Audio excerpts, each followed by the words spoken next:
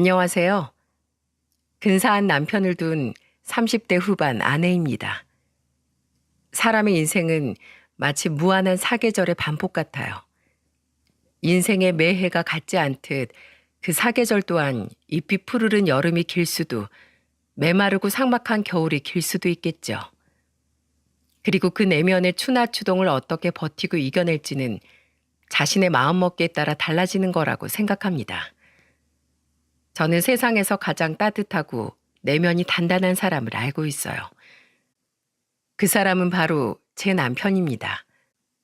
저는 연애 시절까지 도합 17년의 시간 동안 남편이 지나온 사계절을 바로 옆에서 지켜봤어요. 봄꽃처럼 봉우리를 틔운 남편의 젊음은 여름의 햇볕처럼 뜨거운 열정이 됐고, 가을철 추수하듯 열정의 결실을 수확한 자신에 대한 믿음을 식량 삼아 남편은 혹독하고 긴 겨울을 인내하고 견뎌냈죠. 저는 그런 남편의 이야기를 널리 자랑해보고자 난생 처음으로 사연 신청을 위해 이렇게 컴퓨터 앞에 앉았습니다. 남편은 서울에서 유명한 미대를 나왔어요. 저는 그 대학의 다른 과 학생이었는데 3살 많은 남편과는 교양 수업 조별 과제를 하게 되며 인연을 맺게 되었죠. 남편은 사력 있고 섬세한 사람이었어요. 그리고 남편이 그린 그림을 보면 그런 남편의 성격이 아주 잘 드러나는 것 같아 저는 남편의 그림이 참 좋았습니다. 비록 저는 그림의 글자도 모르는 예술 문외한이었지만은요. 가난한 자취생이었던 남편은 입시학원 강사와 편의점 아르바이트를 하며 돈을 벌었어요. 회사원인 아빠와 주부인 엄마를 둔 평범한 집딸이었던 저는 그런 남편을 도와주고 싶어 데이트 비용을 더 많이 내기도 하고 반찬을 사서 남편 자취방 냉장고에 몰래 채워 넣어주기도 했습니다. 남편은 그런 제게 고마워하면서도 내심 미안한 마음을 감추지 못했죠. 미안하기 뭘 미안해. 나중에 자기 화가로 성공하면 그때 나한테 다 갚아. 알았지? 저는 진심으로 남편을 응원하고 믿어주었어요. 남편은 제가 본 사람 중 가장 재능 있고 누구보다 열정적으로 노력하는 사람이었으니까요. 언제 한 번은 남편이 제게 가족 이야기를 해준 적이 있습니다. 우리 집 사정이 그렇게 좋지 않아. 내가 농사일하는 부모님 밑에서 자랐다고 말했었지? 원래 우리 집이 풍족하진 않아도 어렵게 살진 않았는데 나 입시학원 보내고 대학 등록금 대준다고 부모님이 소도 팔고 논도 팔고 하셨어. 자식이 가고 싶다는 길 돈 때문에 막기 싫으시다고. 내 남동생은 어차피 자기는 공부에 뜻이 없었다고 하면서 고향 근처 도시에 있는 공장에 고등학교 졸업하자마자 취업을 했는데 그중 일부를 계속 집에 생활비로 보태고 있어. 한창 놀고 싶을 나이일 텐데 괜히 나 때문에 집 가세가 기울어서 힘들게 번 돈 온전히 혼자 쓰지도 못하고 말이야. 난 꼭 성공할 거야. 날 이렇게 믿어준 가족들을 위해서라도. 그리고 비록 지금은 내가 해수 너한테 신세지고 있지만 네 말처럼 나중에 꼭 보답할게. 나 믿어줘서 고마워. 남편은 묵묵히 노력하면서도 힘들다는 내색 한번 비추지 않았고 가난하지만 비굴하지도 또 그렇다고 자존심을 세우기에 급급하지도 않았습니다. 저는 그런 남편이 듬직하고 강한 사람이라고 생각했어요. 그리고 그런 남편의 옆에서 남편을 무너지지 않게 지탱해 줄 수 있는 든든한 조력자가 되어주고 싶었죠. 저보다 먼저 대학을 졸업한 남편은 몇 번 대학 동기 혹은 선후배들과 돈을 모아 전시회를 열긴 했지만 그다지 반응을 얻지 못했습니다. 집에 돈이 없어 유학은 꿈도 꾸지 못했고 아무리 그림을 그려도 점점 세상에 내놓을 기회가 적어져 가자 남편은 심적으로 매우 힘들어했어요. 분명 대학에 다닐 때만 해도 나름 기대를 받던 학생이었는데 사회에 나오자마자 세상에게 외면받으니 어쩔 줄을 몰랐던 거겠죠. 저는 그런 남편에게 대학을 졸업하자마자 청혼을 했습니다. 처음에 남편은 화들짝 놀라며 거절했어요. 나처럼 미래도 불투명하고 가진 것도 없는 사람이 어떻게 결혼을 해. 그건 욕심일 뿐이야. 혜수 너도 불행해질 길이고. 물론 오빤 성공하겠지만 그게 당장 내일이 될 수도 아니면 몇 년 후가 될 수도 있는데 그때까지 나 막연하게 기다리게 하려고? 아니면 나중에 성공하면 나 버리고 딴 여자 만나려고? 무슨 말을 그렇게 해. 당연히 절대로 아니지. 그러니까 결혼이 뭐 별건가? 손 꼭 붙잡고 힘든 일이 있으면 같이 헤쳐나가는 거. 그게 결혼이고 부부지. 오빠가 제일 힘든 시긴 바로 지금.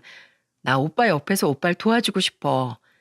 나 번듯한 회사에 취업도 성공했으니까 우리 결혼하자. 내가 행복하게 만들어줄게. 결국 남편은 제 청혼을 승낙했어요. 그런데 문제는 바로 저희 엄마였습니다. 왜냐하면 대충 남편의 이야기를 들었던 엄마는 처음부터 남편을 탐탁지 않게 여겼거든요. 엄마는 제가 결혼 승낙을 받으러 처음 남편을 집에 데리고 간 날 남편을 위아래로 훑어보더니 대뜸 이렇게 물었어요. 그래, 자네 직업이 화가라고? 자네 지금 한 달 수입은 어느 정도 되나? 지금은 그림으로는 돈을 못 벌고 있고요. 미술학원에서 학생들 가르치는 일하면서 130 정도 벌고 있습니다. 130? 엄마는 남편의 적은 급여를 듣고는 눈이 휘둥그레졌습니다. 그리고 엄마는 굳은 표정으로 저를 보고 말했어요. 난 이 결혼 허락 못한다. 결혼은 현실이야. 둘 다 모은 돈도 없이 강민군 사는 월세방 빼서 대출 받아서 집 구하겠다는 거. 뭐 그것까지 내가 이해해 보려고 했어. 그런데 월급 130은 너무하지 않나? 요즘 화가며 연예인이며 하겠다고 나서는 사람이 얼마나 많은데 그런 사람 100명 중 1명도 성공할까 말까 한다더라. 근데 네가 그 100분의 1도 안 되는 가능성만 믿고 네 인생을 걸겠다고? 너 정말 인생 말아먹을 셈이야? 분위기는 싸늘해졌고 아빠는 아무 말 없이 일어나 베란다로 담배를 피우러 나가시더군요. 결국 그날 그 자리는 더 이상의 발전 없이 끝이 났고 저는 어깨가 축 처진 남편을 따라 나가며 연신 사과를 했습니다. 한편으론 두려웠던 것 같아요. 남편이 저와 결혼하지 않는다고 말할까 봐서요. 그런데 남편은 도리어 제 손을 꼭 잡으며 이렇게 말해주더군요. 나는 너희 부모님 마음 충분히 이해해. 귀하게 키운 딸을 나 같은 가난한 화가한테 시집 보내려니 얼마나 속이 상하시겠어. 그래도 난 너랑 결혼하기로 약속을 했으니까 부모님 마음에 들 수 있도록 내가 더 노력하고 잘할게. 남편은 정말 자신의 말처럼 저희 부모님께 결혼 허락을 받기 위해 노력했어요. 학원의 사정에 학생들 가르치는 시간을 하루 더 늘렸고 엄마의 모진 소리에도 꿋꿋이 저희 집에 찾아와 얼굴을 비추고 아빠와 서로 술잔을 기울이기도 했죠. 게다가 저 또한 남편과 곧 죽어도 결혼을 하겠다고 버티니까 엄마도 하는 수 없이 결혼을 허락하셨어요. 그리고 엄마의 마음을 돌리는 데는 뭐니 뭐니 해도 아빠의 공이 컸습니다. 사람이 벌이는 좀 적어도 됨됨이 좋고 성실해 보이더만 게다가 당신이 아무리 싫은 소리를 하고 본척만척해도 뚝심 있게 노력하는 모습을 보니 꼭 그림이 아니더라도 뭐든 할 사람이야. 그리고 자기들이 좋다는데 부모가 돼서 허락 안 해주고 배겨? 당신도 이제 날 그만 세우고 그 총각 우리 사위로 받아들이자고. 그렇게 우리는 엄마의 반대를 꺾고 결혼에 꼴이 날 수 있었어요. 시부모님과 시동생은 듣던 대로 참 좋은 분들이었습니다. 평생 농사일을 해온 탓에 마디가 굵어진 손가락으로 제 손을 쓰다듬으며 시어머니께선 이렇게 말씀하셨죠. 아이고, 서울 처녀라 그런지 손이 참 곱다 고와.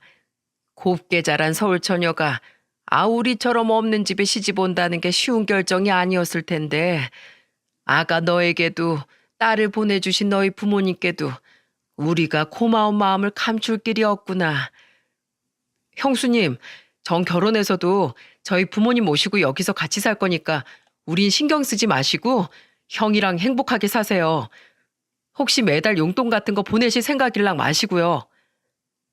시댁 식구들은 행여 사정이 넉넉치 않은 자신들이 우리에게 짐이 될까 연신 자신들은 신경 쓰지 말라고 하더군요. 시댁 식구들의 마음 씀씀이가 고마우면서도 안타까워 저는 도리어 시댁 식구들에게 더욱 마음이 갔죠. 우리는 친정아빠가 도와주신 5천만 원과 남편이 모아둔 약간의 돈, 그리고 남편이 살던 월세 보증금을 빼서 보증금 5천에 월세 60짜리의 작은 빌라 반전세를 얻었어요. 남은 돈으로는 혼수를 채워놓고 결혼식을 올리는 비용으로 사용했죠. 에휴, 첫째 사인 결혼할 때 아파트에 왔는데 전세도 아니고 반전세라니 이거 원. 엄마는 반전셋집을 얻었다는 말에 연신 한숨을 쉬었지만 저는 그 집이 나쁘지 않았어요. 방이 2개나 됐고 제법 널찍하고 볕도 잘 들어오는 거실도 마음에 들었거든요. 연애 3년 후 어렵게 시작한 결혼 생활은 꽤나 고됐습니다. 그래도 둘이서 생활할 땐 그나마 괜찮았어요. 문제는 제가 결혼한 지 2년 뒤 임신을 하면서부터 시작되었죠. 임신한 지 5달쯤 되었을 때 남편은 근심 어린 표정으로 제게 말했습니다. 여보, 나 그림 그만 포기하고 회사 들어갈까 해. 뭐? 그게 무슨 소리야? 우리 아이까지 생긴 마당에 불확실한 내 꿈만 쫓는 건 가장으로서 너무 무책임한 생각인 것 같아. 당신 회사 육아휴직도 무급이잖아. 남편의 말에 저는 눈물이 핑 돌았습니다. 남편이 얼마나 화가로서의 성공을 꿈꿔왔는지 누구보다 제가 잘 알고 있었기에 그런 남편의 결심이 너무도 안타까웠죠. 저는 남편의 손을 잡고 고개를 저었어요. 여보, 그러지 마. 내가 당신 꿈 포기시키려고 당신 설득해서 결혼한 거 아니잖아. 당신이 화가로서의 꿈을 포기하면 난 평생 죄책감에 시달릴 거야. 그리고 나 친정에서 결혼할 때 비상금으로 챙겨준 돈 있어. 그걸로 육아휴직 기간 정도는 버틸 수 있으니까 너무 걱정하지 마. 여보, 내가 뭘 했어. 당신 행복하게 해준댔지? 나만 믿고 당신은 계속 그림에만 집중해. 내 남편 할 수 있다. 아자, 아자. 사실 친정에서 챙겨온 비상금이 있다는 건 거짓말이었습니다. 그 돈은 바로 친정엄마가 얼마 전 제게 건네주신 돈이었죠. 남편이 대리운전 일을 나간 평일 저녁, 엄마는 제게 집이냐고 묻더니 갑자기 집으로 찾아오셨더군요. 양손엔 뭔가 짐을 한가득 들고 말이에요. 엄마, 갑자기 웬일이야? 손에 그거 뭐고? 기왕 올 거면 남편이랑 같이 있을 때 오지 그랬어. 내가 뭐 예쁘다고 그놈 얼굴을 보러 오니? 없는 거 알고 왔지? 아유, 냉장고 꼬라지 좀 봐라. 뭐 있는 게 없네, 있는 게 없어. 뭐야, 엄마 들고 온 거 전부 다 반찬이야? 엄마가 2손 가득 가져온 반찬들을 살펴보니 오이지 무침과 두부 부침, 시금치 나물과 제육볶음 등 정말 다양하더군요. 그런데 그중 몇 개는 제가 좋아하는 음식이 맞았지만 나머진 눈을 씻고 봐도 전부 남편이 좋아하는 반찬뿐이더라고요. 특히 엄마표 오이지 무침은 남편이 제일 좋아하는 음식이었어요. 친정에 가면 남편은 흰 밥에 엄마가 만든 오이지 무침만 먹어도 2그릇은 거뜬하다고 말할 정도로 말이죠. 엄마, 사이가 좋아하는 반찬이 많네. 그래, 김서방이 뭘 좋아하는데 우연히 겹쳤나 보다. 엄마는 애써 딴청을 피우셨지만 저는 엄마가 내심 남편을 신경 써주고 있다는 걸 느낄 수 있어 입가에 미소가 걸렸습니다. 그리고 엄마는 저희 집을 한번 휙 둘러보더니 한숨을 푹 쉬시곤 제게 통장 하나를 건네셨어요. 1,000만 원 넣어놨다. 너도 임신한 마당에 조금 있으면 일도 쉬어야 하는데 돈 필요할 거 아니야. 그리고 김서방 그림 그리는데도 돈이 꽤나 들어간다며. 엄마, 나 부를 것 없어. 넌 정말 불효녀야. 내가 시집간 딸년 걱정을 아직도 차납게나 해야 되겠어? 너 이거 절대로 김서방한테 말하지 마라. 내가 도와준 거 알면 그놈이 앞으로도 처갓집 믿고 나태하게 굴지 누가 알아? 엄마, 그 사람 그런 사람 아니야. 그래도 하지 마. 돈 앞에 무너지지 않는 사람 없는 법이다. 기댈 곳이 있으면 사람 마음은 다 해이해지게 되어 있어. 그리고 너희 절대로 둘째는 갖지 마라. 지금 찾아온 아기 하나만 낳아. 아기 하나 가진 것만으로도 지금 이렇게 벅차하는데 둘째까지 생기면 어떻게 감당할래? 둘째 낳으면 첫째까지 다 개고생시키는 거야. 엄마 말 명심해. 저는 다음에 건강한 아들을 출산했고 반년 뒤 돌도 안 된 아들을 어린이집에 맡긴 후 복직을 해야 했습니다. 그리고 그 해에 제 여동생 또한 결혼을 했어요. 어느덧 저희 부모님은 사위셋을 모두 보게 되신 겁니다. 우리 세 자매가 모두 결혼을 하자 친정 모임 자리는 무척이나 북적거리게 되었죠. 사위셋의 언니가 낳은 딸 제 아들까지 더해지니 말이에요. 형부는 골프 사업으로 자수성가한 사람이었고 제부는 대기업 연구직으로 일하고 있었습니다. 형부만큼 부자는 아니었지만 제부는 본디 집 사정이 넉넉했던 사람인지라 제부 또한 결혼할 때 서울에 아파트 한 채를 마련해 왔었어요. 그렇다 보니 엄마 눈에는 제 남편이 더 미워 보였던 모양인지 엄마는 친정 모임만 했다 하면 제 남편을 구박하시더군요. 우리 큰사위 굴비 좋아하지? 자, 제일 실한 놈으로 먹어. 큰일하는 사람은 잘 먹고 다녀야 돼. 우리 막내 사위도 많이 먹고. 형부와 제부만 챙기는 엄마를 보며 남편은 쓴웃음을 지은 채 묵묵히 밥을 먹었습니다. 저는 그런 남편이 안쓰러워 엄마가 남편에게만 주지 않은 굴비를 발라 남편 밥 위에 올려주었어요. 그런데 엄마는 제 남편을 눈으로 흘기며 뻔히 들으라는 듯 투덜대셨죠. 에휴, 그것도 입이라고 맛있는 건 알아가지고 애 낳고 몸조리 제대로 못하고 다시 일하는 자기 마누라 입에 하나라도 더 넣어주지 못할 망정. 여보, 그만해. 뭐 예술가가 이름 날리는 게 쉬운 일인 줄 알아? 배고픈 시기가 길수록 성공의 맛이 더 단 거야. 많이 먹게 김서방. 이 예술이라는 게 보통 힘든 일이 아니야. 그렇지? 아빠는 제 남편의 등을 두드리며 엄마에게 눈치를 주셨어요. 엄마는 아빠에게 입을 삐죽이며 고개를 돌리셨죠. 장모님, 제가 이번에 우리 동서한테 고마운 일이 많았어요. 제가 요새 그림에 취미가 들어서 그림 살 일이 좀 있었는데 뭘 사야 하는지 도통 모르겠다 보니 김서방한테 같이 좀 봐달라고 부탁했거든요. 김서방 안목이 아주 탁월해요. 벌써부터 가격이 오른 그림이 2점이나 된다고요. 다들 제가 화가인 손아래동서 뒀다고 하니까 절 얼마나 부러워하는지 몰라요. 김서방 덕분에 제 면이 아주 단단히 섰어요. 그림을 잘 보면 뭐합니까? 정작 본인은 사서 투자할 돈이 없는데. 아, 죄송해요. 둘째 형님, 형님 들으시라고 한 말은 아니었어요. 여보, 그만한 벌이 안 되는 건 우리도 마찬가지야. 그림 앞에선 영 까막눈인 사람이 왜 끼어들어? 형부는 제 남편을 무척 좋아해 주었습니다. 반면 결혼한 지 얼마 안 된 제부는 은근히 저희 엄마를 따라 제 남편을 무시하는 발언을 종종 내뱉었죠. 다행히 제 동생이 먼저 자기 남편에게 면박을 주는지라 제가 참고 있긴 했지만 언제 한 번만 걸려라 하는 식으로 저는 제부를 벼르고 있었어요. 형부는 종종 제 남편과 따로 만나 술을 사주기도 하고 남편이 비싸서 차마 못 가던 전시회를 데리고 다니기도 했습니다. 언제 한 번은 언니네 부부가 저희 집으로 놀러 온 적이 있었는데 그때 남편과 술을 한잔 하던 형부는 남편에게 이런 말을 하시더군요.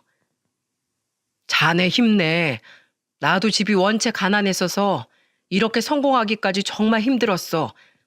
가진 무시에 조롱에 있는 놈들 수발까지 자처하면서 말이야. 그래도 난 자네를 보면 알아. 심지도 굳고 성품도 좋고 성실한 자네 같은 사람은 뭘 해도 꼭 성공할 거야. 터널이 좀 어둡고 길면 어떤가? 터널엔 분명 끝이 있기 마련이야. 게다가 자네한텐 누구보다 든든한 지지자인 처제가 있지 않나.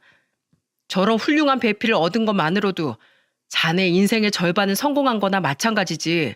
안 그런가? 첫 아들을 낳고 2년 뒤 저는 딸 한 명을 더 출산했습니다. 둘째는 절대 낳지 말라던 엄마의 당부가 떠올랐지만 이미 우리에게 찾아온 소중한 생명을 저는 포기할 수가 없었어요.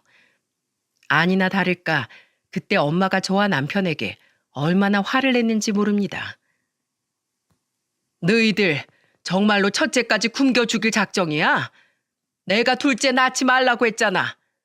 아직 그 반전세 집에서 벗어나지도 못했으면서 어떻게 살려고 그래? 아, 낳기만 하면 다야?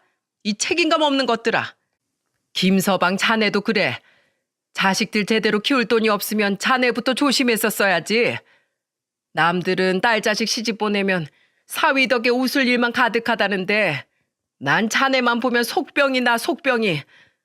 내가 요즘 식당에 걸린 그림만 봐도 부하가 치미네. 자네 생각이 나서. 아휴, 속 터져. 엄마는 가슴을 치며 저희 집을 나가셨어요.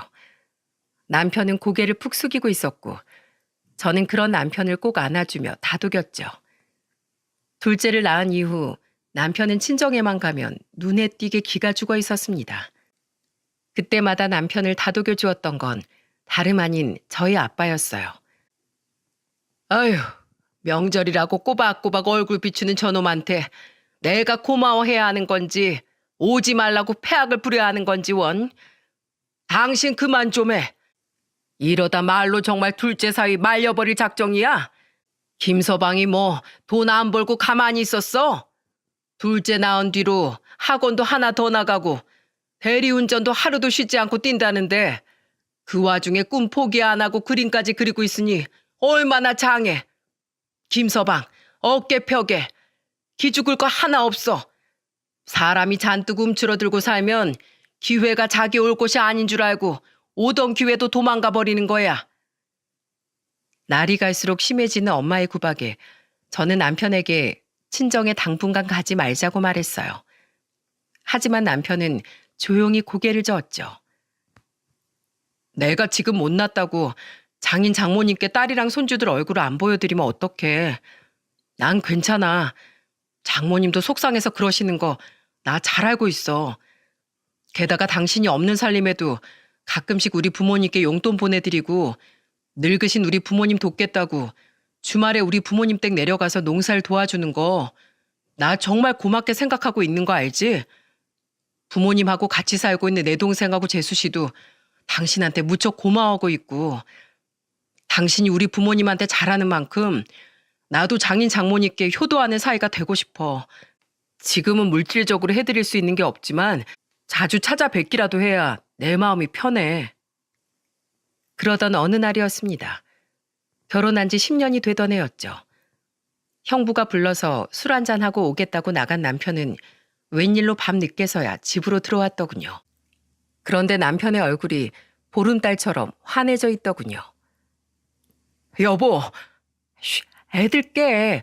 당신 무슨 좋은 일 있었어? 나한테도 기회가 왔어, 기회가. 뛸 듯이 기뻐하는 남편의 말에 저는 무척이나 어리둥절했어요. 그리고 남편에게 그날 있었던 일을 전부 들은 저는 너무 놀라 입을 다물지 못했죠.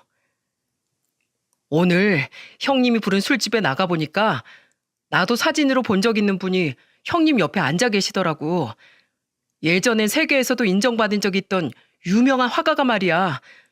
벌써 70이 훌쩍 넘으셨는데도 풍기는 아우라가 장난이 아니었다니까. 그런데 그분이 왜 거기 계셨는데? 형님이 취미로 그림 모으시잖아. 그런데 일전에 그분 그림을 구하게 되면서 인연이 생겼다나 봐. 그분이 골프를 좋아하시는데 형님이 골프 사업을 하니까 그걸 계기로 많이 친해지셨다네. 있지. 얼마 전에 형님이 내 생각이 나서 내가 선물로 드렸던 그림 몇 점을 그 선생님께 보여드렸대. 근데 그 선생님이 글쎄 내 그림을 보고 날 한번 보고 싶다고 하셨다는 거야. 그래서 형님이 오늘 자리를 마련했던 거래. 남편은 그 화가분과 술을 마시며 그림에 대해 이런저런 이야기를 나누다가 나중엔 가정사까지 털어놓게 되었다고 해요. 우리 부모님이 나 때문에 소 팔고 논 팔아서 결국 가세가 기울었다는 말이랑 나만 믿고 묵묵히 기다려주는 아내가 있다고 말씀드렸어. 처가에도 매번 걱정만 안겨드린 못난 사위인지라 날 믿어주고 지지해준 부모님과 동생, 당신과 아이들을 위해서라도 언젠간 반드시 그림으로 꼭 성공하고 말겠다고 감히 선생님 앞에서 호언장담을 했지. 그런데 선생님이 글쎄 내 인생이 본인 인생과 너무 닮았다고 하시는 거야.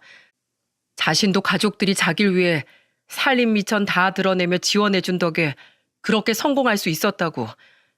그러시면서 뭘 하는 줄 알아? 당신 너무 놀라지 마. 글쎄 선생님이 나한테 자기 밑으로 와서 배워보라고 하셨어. 제자 안 받기로 유명하신 그분이 말이야. 그 선생님이라는 분은 제 남편의 그림을 눈여겨보기도 했지만 무엇보다 제 남편의 사정과 성품을 보고 그런 결심을 했다고 하셨습니다. 형부는 그 옆에서 자기가 봐도 제 남편이 참 된 사람이라며 칭찬을 아끼지 않았다고 해요. 이후 남편은 그분의 화실로 출근하기 시작했습니다. 저는 남편에게 대리운전도 학원 강사 일도 그만두고 그림에 집중하라고 말했어요. 어렵게 온 기회를 놓쳐 나중에 후회하지 않도록 최선을 다하라며 말이죠. 우리는 그래도 혹시 모른다는 마음에 양가 가족들에겐 남편의 일을 말하지 않았습니다. 무엇보다 남편이 그러길 원했죠. 결과가 기대만큼 좋지 못하면 괜히 가족들에게 실망만 안겨줄 것 같아서요. 우린 형부에게도 당분간 비밀로 해달라고 부탁을 드렸고 형부는 이유를 묻지 않고 그저 고개만 끄덕이셨어요. 하지만 우려했던 일이 무색하게도 남편의 그동안의 노력은 점점 빛을 발하기 시작했습니다. 그 선생님은 날이 갈수록 늘어가는 남편의 그림을 보시더니 자신의 전시회에 남편의 그림도 몇 점 걸어보자고 제안을 하셨다더군요. 그리고 남편은 그 선생님 밑에서 배운 지 2년 10개월 만에 그 전시회에 걸린 자신의 그림을 판매할 수가 있었어요. 여보, 선생님 전시회에 걸린 내 그림들 전부 팔렸대. 여보, 내 작품 반응이 너무 좋아. 벌써부터 그리지도 않은 내 그림 사겠다는 사람도 5이나 생겼어. 여보, 내가 그림으로 돈을 벌었어, 돈을. 울지 마, 여보. 이렇게 좋은 날에 왜 그렇게 울어? 남편이 세상에 인정받기 시작하면 저는 마냥 행복할 줄로만 알았어요. 끊임없이 이 날을 상상해보곤 했었으니까요. 그런데 남편의 말을 듣는 순간 주체할 수 없을 만큼의 눈물이 터져 나오더군요. 너무 낡아 보일러조차 계속 고장나 한겨울에 패딩을 입고 집에서 생활했던 기억. 둘째 딸 초등학교 입학할 때 새 가방 사줄 돈마저 빠듯해 언니에게 고개를 숙이고 돈 부탁을 했던 지난날 등이 주마등처럼 스쳐갔죠. 그리고 2주 뒤 아빠의 칠순기념 외식 장소로 향하며 남편은 제게 자랑스럽게 말했습니다. 장인어른 드릴 용돈 봉투에 수표로 5장이나 넣었어. 100만 원짜리로. 뭐? 너무 과한 거 아니야? 그동안 두 분이 못난 둘째 사이 때문에 얼마나 마음고생이 많으셨어. 앞으로 차차 더 많이 보답할 거지만 오늘만큼은 정말 깜짝 놀라게 해드리고 싶어. 식사 자리에서 남편을 선두로 형부와 제부 또한 아빠에게 용돈 봉투를 건네드리더군요.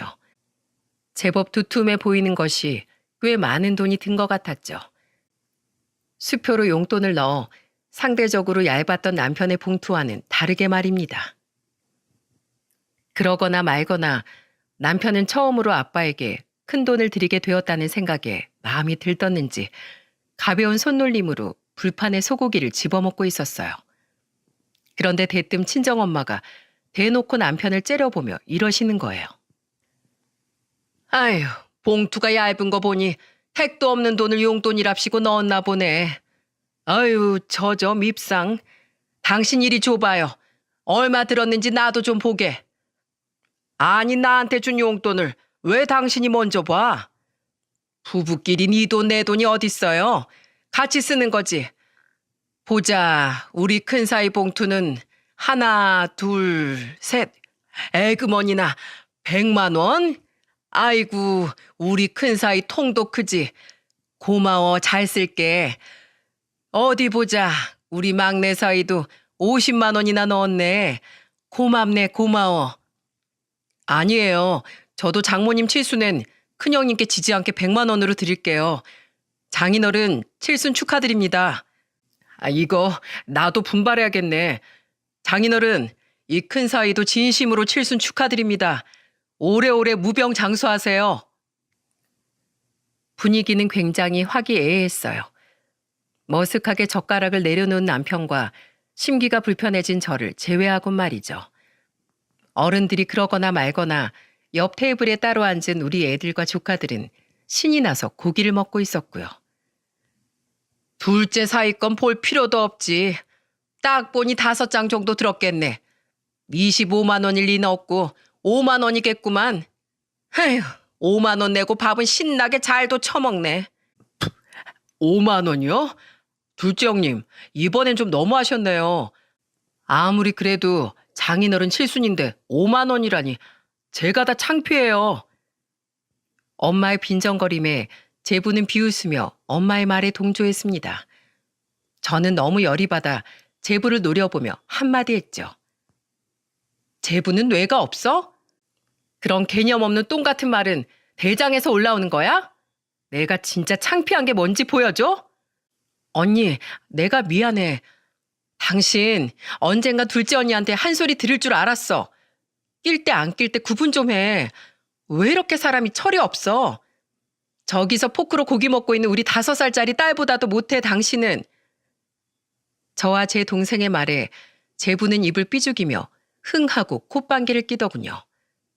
아빠는 다들 그만하라며 말리셨어요. 당신은 말 좀 그렇게 하지 말라니까. 우리 귀한 사이들 셋 다 모두 고맙네.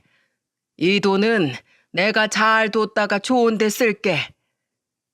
그리고 아빠는 남편이 창피할까봐 걱정이 되셨는지 남편이 드린 봉투는 열어보지도 않고 안주머니에 넣으려고 하시더군요.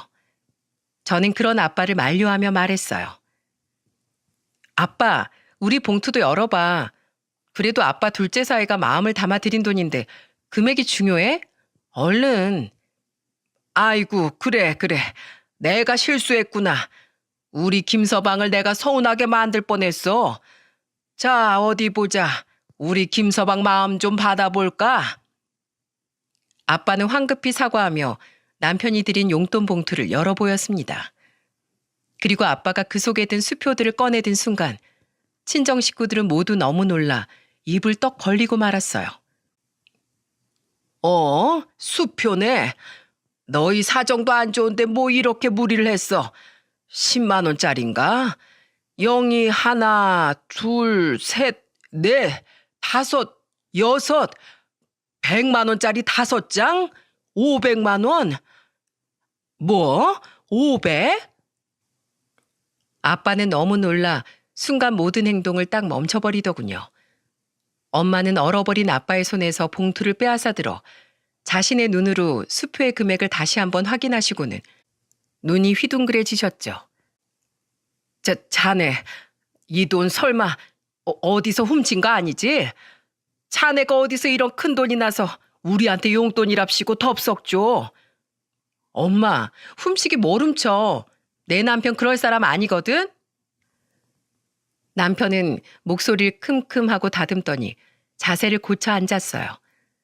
그리고 남편은 엄마 아빠를 바라보며 정중한 목소리로 이렇게 말했습니다.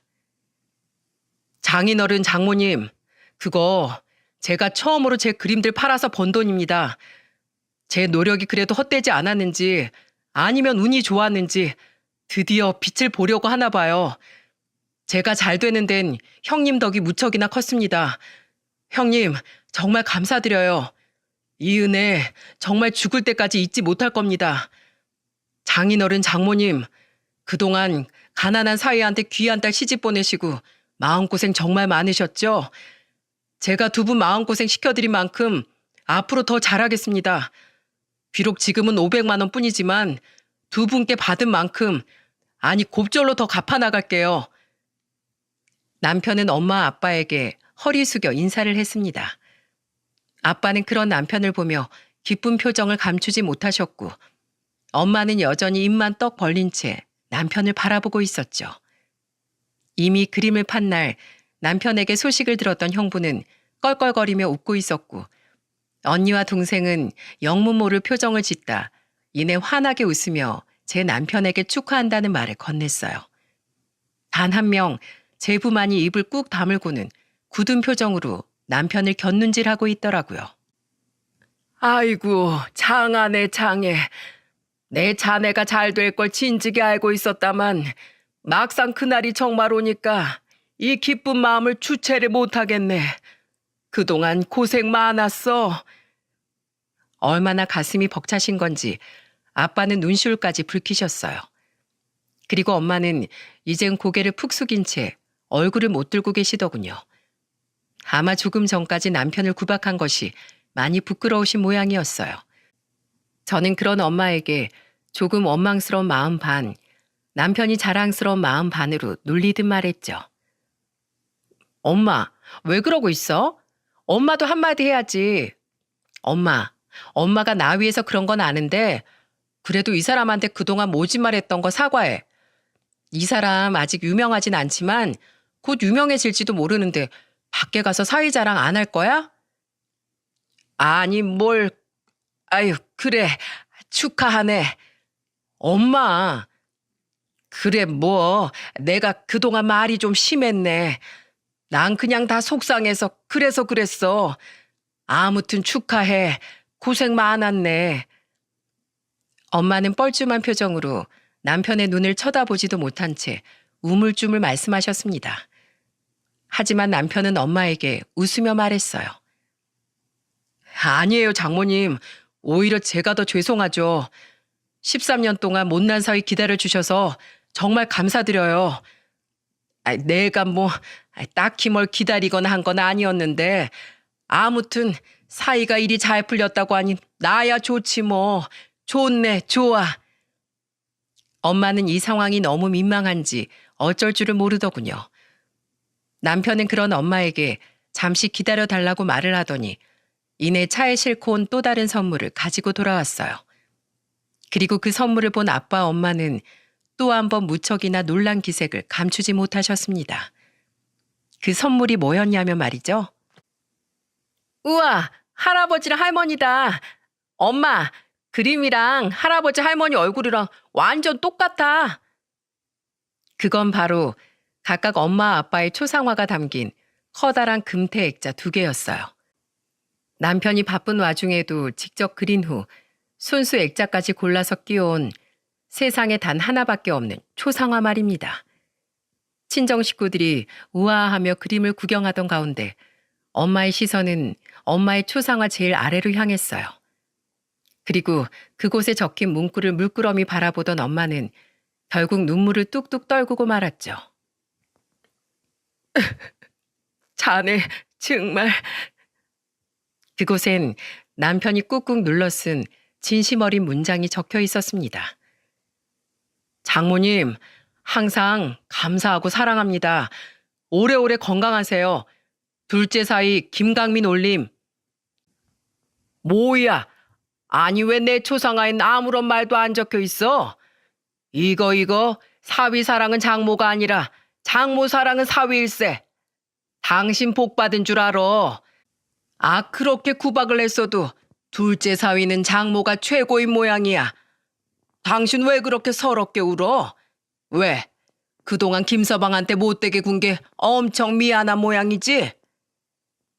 아빠는 그 문구를 보며 너털 웃음을 터뜨리셨어요. 엄마는 감격에 겨우면서도 그동안 남편에게 했던 모진 말들이 떠올랐는지 두 손으로 얼굴을 가리고는 흐느낌을 멈출 줄 모르셨죠. 내가 그동안 자네한테 얼마나 못되게 굴었는데 자네 왜 나한테 원망 한 번을 안 하나? 왜 이렇게 날 나쁜 사람으로 만들어? 장모님, 저 다 압니다. 장모님이 말씀은 그렇게 하셨어도 저 몰래 생활비도 몇 번 도와주시고 저 좋아하는 반찬들만 만들어서 종종 싸다 주신 거요. 저희 집에 오이지 무침이 끊긴 적이 한 번도 없는데 제가 어떻게 그걸 몰랐겠어요. 장모님이 저 걱정하고 생각해 주시는 마음 그렇게 잘 아는 제가 어떻게 장모님을 원망할 수 있었겠냐고요.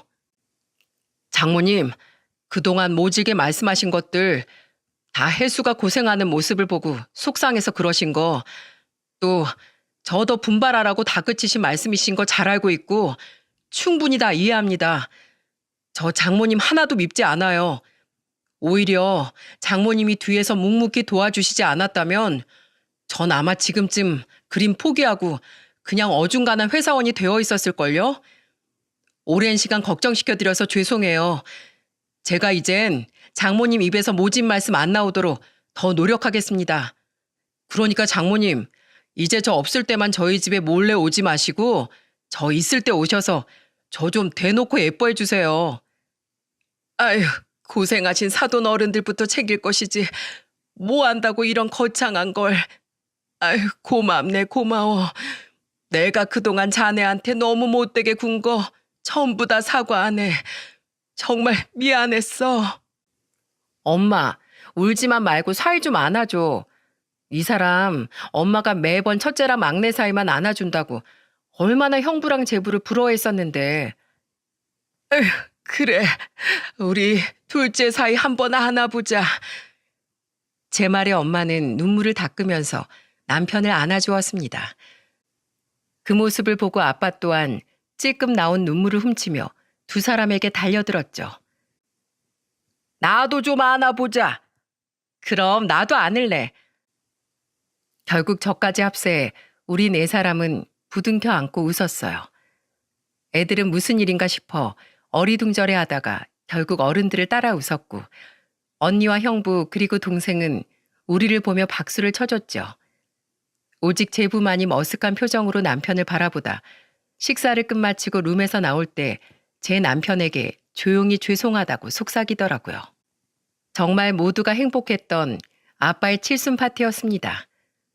그렇게 1년이 지났고 남편은 1년 새 유명해지지 못해도 매달 저와 아이들을 먹여 살리기에는 충분할 만큼의 돈을 벌고 있어요. 입소문이 나서 남편의 그림을 찾는 사람이 조금씩 늘고 있고 내년이나 내후년쯤엔 개인 전시회도 열 수 있을 것 같아 남편은 지금도 열심히 그림을 그리고 있습니다. 그 선생님이라는 분이 아주 우리에겐 귀인이었던 거죠. 남편은 선생님의 화실에서 나와 자신의 작업실을 따로 꾸렸지만 지금도 한 달에 한 번은 그 선생님을 찾아가서 인사를 드리고 온답니다. 선생님은 남편이 성공을 향해 발을 내디딜 수 있었던 건 자신의 덕이 아니라 남편의 인내와 노력, 그리고 실력이 뭉쳐져 만든 결과물이라고 말씀하셨다고 해요. 자신은 아주 약간의 물꼬를 터줬을 뿐이라고요. 그렇게 남편은 아직 유명세를 얻지 못했지만 언젠간 보다 많은 사람들이 남편의 이름을 알게 될 그날을 저와 함께 꿈꾸며 희망차게 살아가고 있어요. 그리고 저와 남편은 이제 시댁에 매달 50만 원씩의 용돈을 보내드린답니다. 아유, 이제 막 잘 되기 시작한 거라며 이 돈 모아서 너 이사부터 가. 엄마, 저희 돈 충분히 모으고 있어요. 그리고 저희 청약 당첨돼서 내후년에 새 아파트로 들어가요. 그때가 되면 드디어 반전세 살이도 끝이라고요. 그동안 월세가 계속 올라서 매년 걱정이었는데 이사갈 생각하니까 속이 다 후련하네요. 엄마, 아버지, 그동안 포기하지 않고 저 믿어주셔서 감사해요. 지금은 50만 원씩이지만 앞으로 돈 더 많이 벌어서 두 분 호강시켜 드릴게요. 우와, 우리 엄마 아버지 큰아들 한번 잘 키우셨네. 우린 언제 자식 다 키워서 자식 덕 좀 봐보려나. 왜 자식 덕을 봐? 이 형 덕을 봐야지. 그동안 부모님 잘 모셔줘서 고맙다. 재수 씨, 제가 매번 감사드리고 있는 거 알죠? 제가 돈 많이 벌어서 내 식구 꼭 더 좋은 집으로 이사시켜 드릴게요. 이 집은 너무 낡았잖아요. 드디어 시댁 식구들에게 보답할 수 있게 되었다며 남편이 얼마나 좋아했는지 모릅니다. 시부모님과 시동생 그리고 동서 또한 드디어 일이 풀리기 시작한 남편을 보며 흥분된 마음을 가라앉히지 못했죠. 그리고 얼마 전엔 형부가 술에 떡이 된 남편을 끌고 집으로 오셨더라고요. 처음 보는 남편의 모습에 제가 깜짝 놀라자 형부는 웃으며 절 안심시켰어요. 김서방이 그동안 나한테 얻어먹었으니 자기가 비싼 술을 사겠다면서 그 독한 양주를 뭣도 모르고 시켰다가 저렇게 훅 가버렸어. 그리고 나한테 평생 갚지 못할 은혜를 입었다고 술에 취해서 계속 중얼거리더라고. 이거 참 감사도 한두 번이지 계속 들으니까 오히려 민망한 거 있지? 내가 뭐 대단한 일을 했다고. 아무튼 김서방이 잘 돼서 나도 너무 좋아 처제. 얼마 전엔 내가 좀 알려줬더니 골프도 곧잘 치더라고. 정말 김서방하고 난 영혼의 단짝이라니까. 그리고 제부는 가족 모임에서 유독 친해 보이는 남편과 형부 사이가 내심 부러웠는지 요즘엔 저희 남편에게 연락해 자기도 끼워달라고 은근슬쩍 부탁하곤 합니다. 저도 같은 임시 집안 사위인데 좀 껴주세요. 저 외로워요, 형님들. 솔직히 지난날 제 남편을 은근 까내렸던 제부만 생각하면 얄미워서 딱밤이라도 한 대 쥐어받고 싶지만 남편은 뭐가 그렇게 우스운지 연신 웃으며 다음번 형부와의 술 약속에 제부도 꼭 부르겠다고 약속까지 하더군요. 참 사람이 착한 건지 속이 없는 건지 모르겠어서 저는 한숨을 푹 쉬었네요. 우리가 친정에 가면 아빠는 예전보다 남편을 더 반기세요.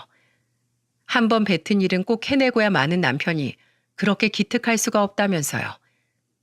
하지만 가장 변한 건 누가 뭐래도 바로 저희 엄마입니다. 우리 둘째 사위 왔어? 아이고 한번 안아보자. 오느라 고생했어. 배고프지? 이 장모가 솜씨 한번 부려봤네. 얼른 와서 앉아. 처음엔 조금 어색했는지 남편에게 대면대면 굴던 엄마는 이젠 친정에 가자마자 손주들보다 남편을 먼저 반기십니다. 그리고 우리가 갈 때면 무슨 날도 아닌데 항상 식탁엔 거의 15첩 반상이 차려져 있곤 하죠. 물론 그중 탑처럼 쌓여있는 건 뭐니 뭐니 해도 엄마표 오이지 무침이고요.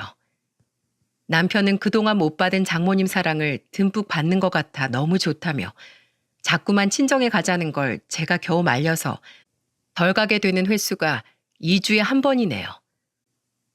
아, 그런데 우리 외손자가 이번에 미술대회에서 상을 받았다며? 이제 11살이 된 저희 아들은 자기 아빠를 닮아서 그림 솜씨가 무척 좋습니다. 미술대회에 나가 매번 상을 받고 올 정도로요. 저는 은근슬쩍 남편에게 아들이 미술을 한다고 하면 시킬 거냐고 물었더니 남편은 심각한 표정으로 고민하다 이렇게 말하더군요. 글쎄, 이 길이 얼마나 힘든지 아니까 웬만하면 안 한다고 했으면 좋겠는데 귀엽고 자기가 해보겠다면 어쩌겠어. 시켜야지. 부모는 자식이 자신의 선택을 믿고 나아가게끔 뒤에서 묵묵하게 응원해주는 사람이니까 속 좀 썩어도 어쩔 수 없지 뭐. 우리 미연인 부디 예체능 말고 공부에 재능이 있었으면 좋겠네. 남편은 옆자리에 앉아 신나게 갈비를 뜯던 9살 배기 둘째 딸의 머리를 쓰다듬으며 웃어 보였습니다. 그 모습을 보니 제가 요새 인생 최고의 행복을 누리고 있는 것 같아 괜히 가슴이 벅차오르더라고요. 그리고 바로 어제 남편은 저녁 식사를 하다 말고 절 바라보며 이렇게 말했어요. 여보, 고마워. 예전에 약속했던 것처럼 앞으로는 내가 꼭 당신 호강시켜 줄게. 당신은 내 인생 최고의 복이고 행운이야. 저는 괜히 쑥스러워져 밥이나 먹으라며 남편에게 틱틱댔지만 사실은 남편의 진실된 말이 감동으로 다가와 코끝이 찡해졌었어요. 제 남편의 작은 성공기 어떠셨나요?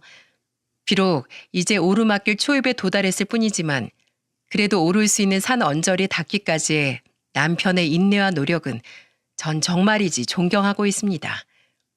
부디 제 남편의 이야기가 힘겨운 시간을 지나고 있을 많은 분들에게 희망이자 응원의 메시지가 되었으면 좋겠어요.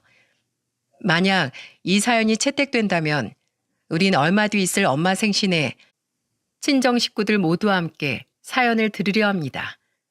비록 듣는 내내 엄마는 얼굴이 빨개졌다, 파래졌다를 반복하겠지만 지금은 제 남편과 둘도 없는 장모 사이사이이니 불편해질 일은 없을 거라고 생각해요.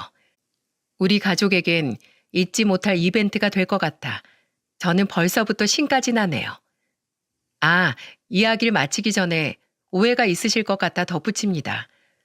김강민이란 남편의 이름은 제가 임의로 지어낸 가명이에요. 혹시 제 남편의 유명세를 위해 제가 이런 사연을 보냈다고 많은 분들이 오해를 하실까봐 애초에 오해의 소지가 없게끔 이름을 바꿔 적었죠.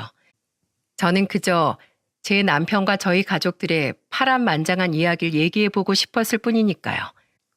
그럼 많은 분들이 저희 가족의 이야기를 즐겁게 들어주셨길 바라며 이만 글을 마치겠습니다. 다들 행복한 가을 보내세요.